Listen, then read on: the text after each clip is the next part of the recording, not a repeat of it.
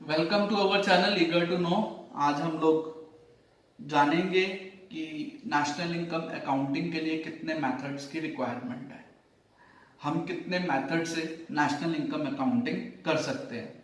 So let us start with the topic national income accounting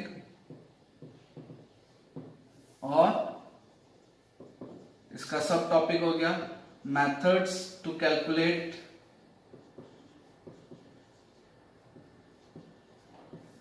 national income. And Y national income, Y is for income.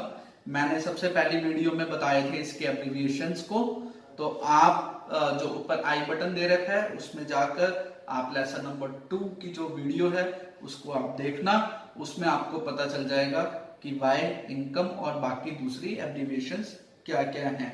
ठीक है, so let us start with the methods to calculate national income. Certainly there are three kind of methods. First is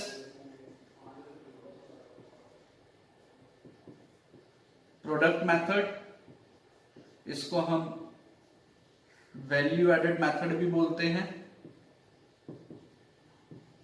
और output method भी बोलते हैं, लेकिन इसका सबसे famous नाम है वैल्यू एडेड मेथड। ठीक है, तो एक ही मेथड के तीन नाम हैं, प्रोडक्ट, वैल्यू एडेड या फिर output method. Number 2 is income method,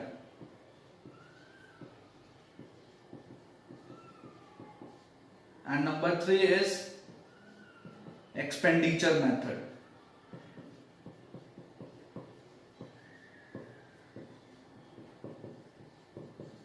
ठीक है, तो आज हम लोग इसमें से सबसे पहला वैल्यू एडेड मेथड को सॉल्व करने की कोशिश करेंगे, उसके बारे में जानेंगे, उसकी न्यूमेरिकल्स कैसे सॉल्व होते हैं उन सबको देखेंगे। ठीक है, तो पहले आपको ये याद रखना है कि मेथड्स कितने प्रकार के हैं। How many type of methods are there to calculate national income? There are three type of methods, product या वैल्यू एडेड, और दूसरा है इनकम मेथड, और तीसरा है एक्सपेंडिचर मेथड। इन तीनों मेथड से रिलेटेड एक न्यूमेरिकल आपको एग्जाम में जरूर आता है, जिसकी जो मार्किंग है वो है 6 मार्क्स। ठीक है, तो इसलिए ये बहुत इंपॉर्टेंट है। स्टेप बाय स्टेप हम इसको सॉल्व करने की कोशिश करते हैं। So let us start with the first method which is value added method और प्रोडक्ट मेथड और output method. Value added method, value added method. Value added का क्या मीनिंग होता है? वैल्यू एडेड मतलब जब भी हम कोई चीज प्रोडक्शन में लेते हैं तो उसमें कुछ रॉ मटेरियल्स जितना हम इंक्लूड करते चलते हैं उन सबकी वैल्यूज को ऐड करते चलते हैं। तो जब हम इसकी थ्योरी क्लास पे जाएंगे तो मैं इसको पूरा एक्सप्लेन करूंगा, बट अभी हम इसको न्यूमेरिकली सॉल्व करने की कोशिश करते हैं। वैल्यू एडेड मेथड को हमने 2 स्टेप में निकालना है। इसका स्टेप 1 है वैल्यू ऑफ आउटपुट। क्या है? वैल्यू ऑफ आउटपुट, जिसको हम शॉर्ट फॉर्म में लिख सकते हैं VOO। इसको कैलकुलेट करने के लिए हमें चाहिए सेल्स ऑफ अ फर्म, एक फर्म की sale plus change in stock, change in stock. ठीक है, sales of a firm plus change in stock. अब जो सेल्स ऑफ अ फर्म है, एक फर्म कहां कहां पर सेल करती है, हम उसको भी देखते हैं। बेसिकली होता है क्या है कि बहुत सारे क्वेश्चंस में sales of a firm directly given होगा और बहुत सारे क्वेश्चंस में हमें कैलकुलेट करना पड़ेगा। The same case is with the change in stock. In some of the question it is given directly, और in some of the cases we have to calculate change in stock also. So what is sales of a firm? एक firm 4 जगह पे cell करती है। To other firm मतलब अपने ही product को दूसरे फर्म को बेचना। टू हाउस होल्ड, अपने प्रोडक्ट को हाउस होल्ड मतलब कंज्यूमर्स को बेचना। तीसरा टू गवर्नमेंट, सरकार को बेचना। And third last one is to rest of world, इसको हम एक्सपोर्ट्स भी बोलते हैं। ध्यान रखना आप लोग कि इसको हम एक्सपोर्ट्स भी बोलते हैं। अब what is how it do, जो सेल्स है ये कैसे होती है। सपोज एक फर्म है जो पेन बनाती है, ठीक है, तो ये वाला पेन दूसरे फर्म में भी यूज होता है, so sale of a firm to other firm. और यही पेन हम लोग एज अ हाउस होल्ड अपने घर में भी इस्तेमाल करते हैं। ऐसे ही एक पेन हम गवर्नमेंट ऑफिस में भी यूज होता है, ऐसा ही पेन हम लोग शायद एक्सपोर्ट भी करते हैं। So sales of a firm to four different parts, to other firm, to household, to government, to rest of world, plus change in stock. Change in stock कैसे निकलेगा, closing stock minus opening stock, ठीक है, closing stock minus opening stock. तो इसको हम bracket में लिखते हैं शॉर्ट फॉर्म में CS minus OS, closing stock minus opening stock, ठीक है। जब हम इतना कर देंगे, मैं फिर से बता देता हूँ, sales of a firm plus change in stock करना है। कुछ क्वेश्चंस में डायरेक्टली गिवन है तो आपको इसकी ओर ध्यान देने की जरूरत नहीं है, but if in some cases it is not given, then you have to find out these four sectors, add them and then you will get the sale of a firm. इन चारों सेक्टर की value को add करना और उसके बाद आपको cell of a firm मिल जाएगा। चेंज इन स्टॉक कभी डायरेक्टली गिवन नहीं होता, इसके लिए हमें closing stock minus opening stock करना ही पड़ेगा। अब हमारे पास आता है स्टेप 2। स्टेप 2 क्या है, GVAMP। GVAMP को हम GDPMP भी बोलते हैं, मतलब ग्रॉस वैल्यू एडेड या gross domestic product at market price. इसको कैलकुलेट करने के लिए हमें क्या करना है, value of output, value of output हमने इन दोनों को प्लस करके निकाल दिया इसकी वैल्यू को, माइनस इंटरमीडिएट कॉस्ट, इसको हम इंटरमीडिएट कंजम्पशन भी बोलते हैं, ठीक है। और इंटरमीडिएट कंजम्पशन कभी डायरेक्टली गिवन होगा, कभी नहीं होगा। इसके लिए हमें क्या करना पड़ेगा, purchase of raw material plus import of raw material, raw material, purchase of raw material या फिर इंपोर्ट ऑफ रॉ मटेरियल को हम ऐड करेंगे तो हमें इंटरमीडिएट कॉस्ट की वैल्यू मिल जाएगी और उस वैल्यू को हम वैल्यू ऑफ आउटपुट में से माइनस कर देंगे, ठीक है। तो इसको स्टेप 1 वैल्यू ऑफ आउटपुट निकालना है, स्टेप 2 में gross value added at market price या GDPMP को कैलकुलेट करने के लिए value of output minus intermediate cost, इस तरीके से हमें इसको कैलकुलेट करना है। एक बार और मैं इसको शॉर्ट तरीके से बताता हूं, अभी आपको शायद ये थोड़ा सा बड़ा लग रहा है। बहुत सिंपल वे में इसको लर्न करने की कोशिश करो, क्योंकि बिना लर्निंग के ये काम नहीं करेगा। स्टेप 1 क्या है, value of output, value of output कैसे निकलेगा, sales plus change in stock, ये चेंज का साइन है। और चेंज इन स्टॉक कैसे कैलकुलेट होगा, closing stock minus opening stock, ठीक है। और स्टेप 2 कैसे, हमें क्या करना है, GVAMP या फिर हम कैलकुलेट करेंगे GDPMP। और ये कैसे होगा, वैल्यू ऑफ आउटपुट जो हमने पहले निकाला था माइनस इंटरमीडिएट कॉस्ट, ठीक है। तो बहुत सिंपल है, 2 स्टेप है, step 1 value of output, step 2 GVAMP, ठीक है। Is that clear? So now there are more things to calculate sales of a firm, जैसे कि अभी मैंने आपको बताया कि सेल्स ऑफ अ फर्म हम कैसे निकालेंगे, वो चारों सेक्टर को ऐड करके। इसका एक सेकंड वे भी है, second method to calculate sales. हमें गिवन होगा यूनिट ऑफ आउटपुट सोल्ड, मतलब हमने कितने यूनिट, जो भी प्रोडक्ट प्रोड्यूस किया है उसको कितने यूनिट हमने बेचा, प्लस प्राइस पर यूनिट, और हमें दे रखा होगा प्राइस पर यूनिट। तो हमें सेल्स कैलकुलेट करने के लिए यूनिट्स मल्टीप्लाई प्राइस। तो सेल का एक फॉर्मूला ये भी है कि अगर हमें ये 2 चीजें दे रखी हैं, यूनिट ऑफ आउटपुट सोल्ड और प्राइस पर यूनिट तो इन दोनों को मल्टीप्लाई कर लो तो आपको सेल्स मिल जाएगा। ठीक है, तो सेल्स का एक मेथड पहले बताया था जिसमें आपको चारों सेक्टर को ऐड कर लेना तो आपको सेल्स मिल जाएगा। अदरवाइज अगर वो नहीं है गिवन तो आपको इस तरीके से कैलकुलेट करना है, units of output sold multiply price per unit. इसको कैलकुलेट करते you will get the value of sales. So it is very very simple, ये चीजों को आपको ध्यान में रखना है। ठीक है, और साथ ही साथ अपनी नोटबुक को प्रिपेयर करते चलना, उसमें इस मेथड को ध्यान से लिखना, अदरवाइज आप कंफ्यूज हो जाओगे। ठीक है, सो नेट अब हम क्या करते हैं, एक दो क्वेश्चंस को सॉल्व करने की कोशिश करते हैं इस मेथड के बिहाफ पर।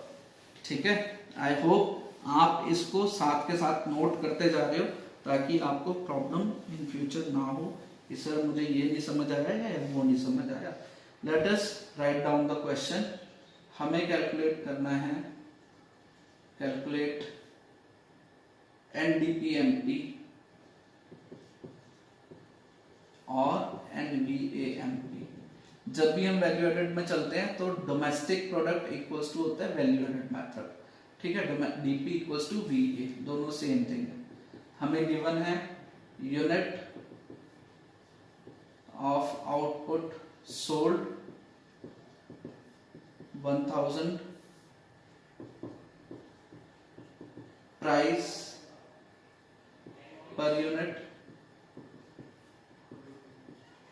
30, depreciation 1000, intermediate cost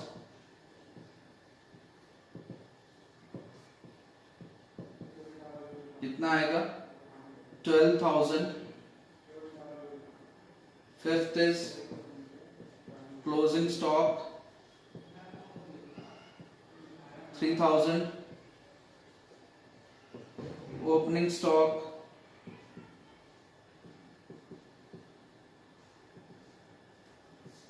2,000, indirect tax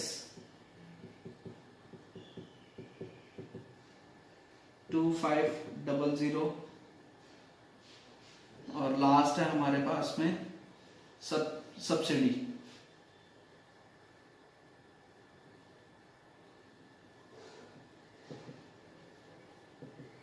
1,500। ठीक है, ये हमारे को पूरा एक न्यूमेरिकल गिवन है। अब हम इसका सॉल्यूशन करते हैं। तो हम सॉल्व कैसे करेंगे, सबसे पहले स्टेप 1, कोई भी क्वेश्चन करने से पहले इसके आपने ये स्टेप 1 जरूर लिखना है, value of output equals to sales plus change in stock. इससे क्या होगा, अगर आपने ये मेथड लिख दिया तो आप उसके बाद ये क्वेश्चन पढ़ना तो आपको क्लियर पता चल जाएगा कि हमें क्या चीज चाहिए।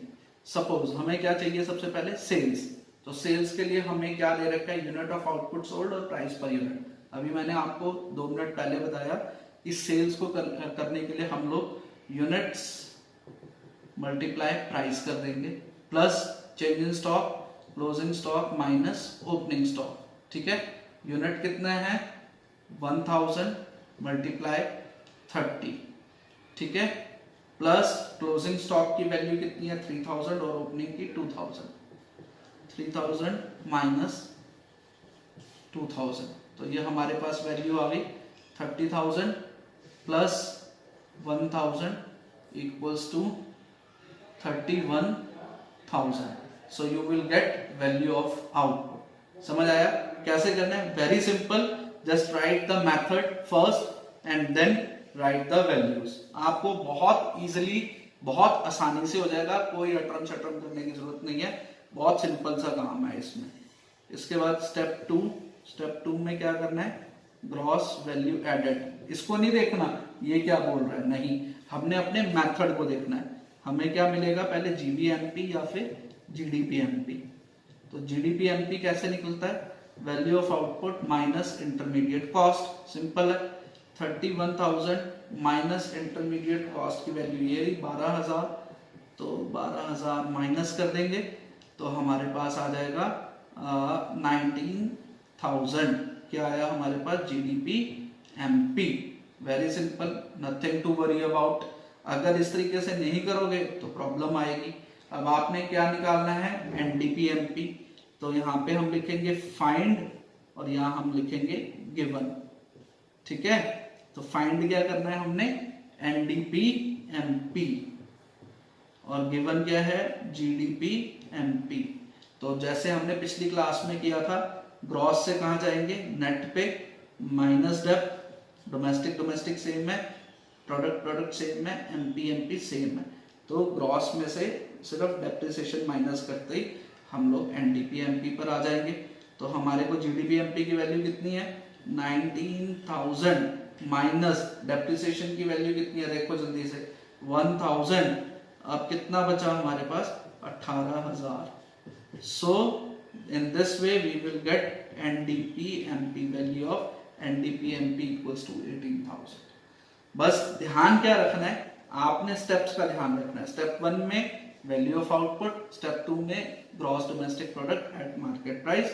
सबसे पहले यही, इसके बाद जो भी क्वेश्चन में बाद में देखना है, यहाँ पे क्या पूछ रहा है क्या नहीं पूछ रहा, इसको पहले नहीं देखना, बाद में देखना है जब आप जीडीपीएमपी की वैल्यू को कैलकुलेट कर लो।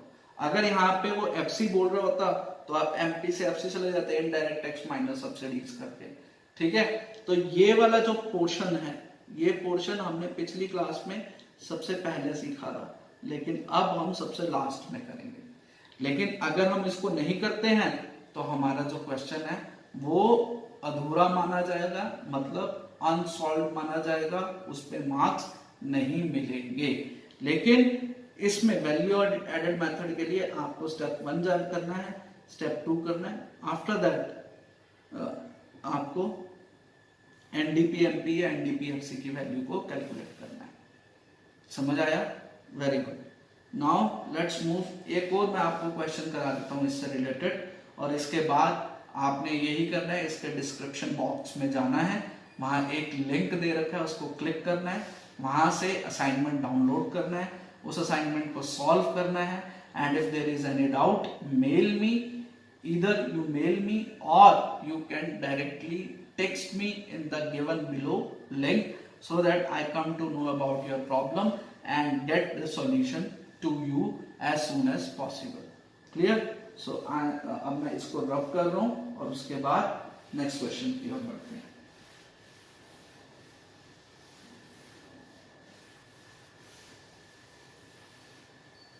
ठीक है, अब देखो ये क्वेश्चन थोड़ा सा अलग है।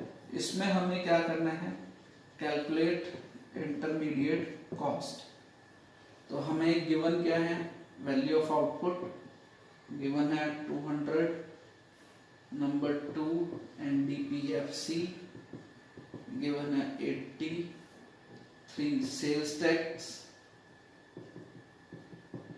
15, सब्सिडी 5 और डेप्रिसिएशन 20। Very simple. बस ध्यान रखो कि हमें करना क्या है। अब ये वाला क्वेश्चन थोड़ा सा डिफरेंट है, थोड़ा सा इस पे थोड़ा सा दिमाग लगाने की जरूरत है। ठीक है, इसमें ना हम उल्टा चलेंगे, मतलब हम पहले स्टेप 1 लिख लेते हैं, मैं तुम्हें बताता हूँ। Value of output equals to sales plus change in stock. Step 2 GVAMP equals to value of output minus intermediate cost. ठीक है, अब यहां इस क्वेश्चन में क्या है, देखो आपको निकालना क्या है, इंटरमीडिएट कॉस्ट। ठीक, अब इंटरमीडिएट कॉस्ट निकालना है आपको, वैल्यू ऑफ आउटपुट दे रखा है जीवीएमपी। अगर हमें जीवीएमपी की वैल्यू दे रखी होती तो हम डायरेक्ट माइनस करके निकाल लेते, लेकिन हमारे पास जीवीएमपी की भी वैल्यू नहीं है।